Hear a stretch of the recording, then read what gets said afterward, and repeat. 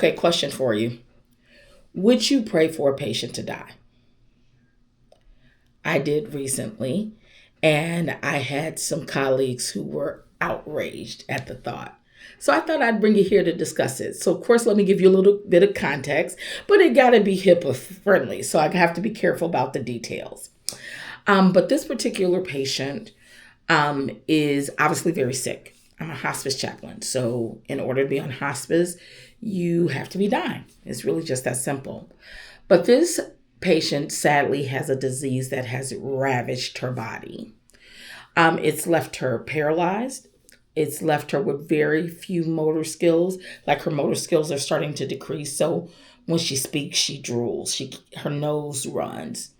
It's really taking away very simple things that we take for granted. And even more importantly, this disease is ravaging her body and she's in constant pain. And when I'm talking about pain, I'm talking about pain that morphine can't fix, that a fentanyl patch can't fix, that Dilaudid can't fix. It is just, all that does is numb it. That's how bad this pain is for this woman.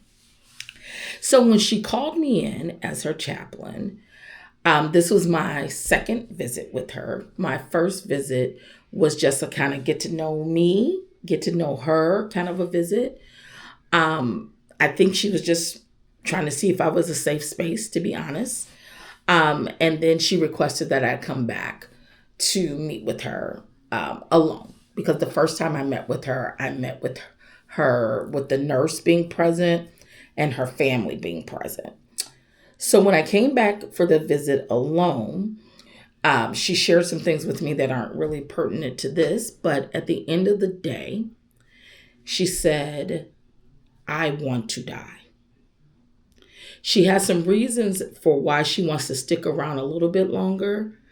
But she was very clear that the way that I am living, I no longer want to live. I want to die. And through her tears, her slurred speech, all the things, she said to me, I know that I should not ask God to let me die. That statement, y'all, is just heavy with guilt and shame.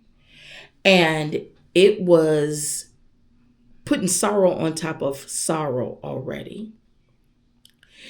But she said, I really would appreciate if you pray for me to die. Now, I'm not going to lie. It rattled me a little bit. But when I am in someone's space, I am really trying to figure out, what can I do to help this person find peace and solace in this moment? And our emotions change moment by moment. So she may change her mind, a week from now. She may have changed her mind when I walked out of that room. But in that moment, that was her request. So how did I approach it? I approached it by two things. Number one, normalizing an affirmation. Normalizing that for someone who is experiencing as much pain as her body has been through and is going through, it is completely normal to want that suffering to stop. And affirming the fact that her belief system about God and exploring that with her to get her to the place where she felt comfortable telling God what she really believes, right? Now, one of the things as a chaplain is that we know we don't proselytize, but we do have the freedom to help patients explore their beliefs and even gently challenge those beliefs. Now, you're not in there doing apologetics with folks or trying to even change what they believe, but encouraging them to explore deeper, to expand, to really come up with their own theology around suffering in this case, right? And so when it came time to pray, guess what I did? I prayed for her to die. And this is how I framed it.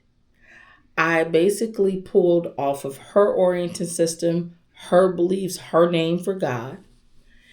And I said, you already know, Lord, what it is she is thinking. You see her, you know her, you feel her pain. Lord, she's asked to die, and I join her in that request to relieve her suffering. Now, here's the reason we go to seminary, y'all. Because chaplains, typically, most of us have spent at least 3 years in seminary. Some of us longer, like me, who's working on her doctorate degree now, right? But we go not so that I can change other people's theology or even really understand it. You're going as a chaplain so that you understand what you believe. So the way that you show up, you can show up authentically because of what you believe. And so what I believe is that God is sovereign. And so that means that God has numbered your days. He knows your days, and you're not going to leave here a minute before or a minute late when he's ready to call you home. So to pray with her about that, if God don't want her to die, guess what's going to happen, y'all? She ain't going to die. That's my belief system. But I also believe that he's merciful. And sometimes when we ask him for things, he will grant our requests because he does not desire to see his children suffer. That is my personal belief. So I felt no guilt. I felt no shame in joining her in her requests. I spent about an hour and 15 minutes in that visit with her. She cried, I cried. But when I left there had been a weight lifted from her in that moment. And so I'm just curious what you guys would have done. Especially if you're a more experienced chaplain, what do you do in these moments? For me, I didn't feel like it compromised me theologically or doctrinally or spiritually to do that. And I believe that it provided solace for my patient in that moment. Maybe she felt less alone.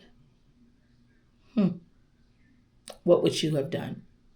If you're new around these parts, my name is Leslie. I'm a chaplain. I'm a hospice chaplain. And I am creating the videos that I wish existed when I first started my journey to becoming a chaplain. Like, share, comment. I read them all. Help get this out into the YouTube algorithm. And until next time, grace and peace.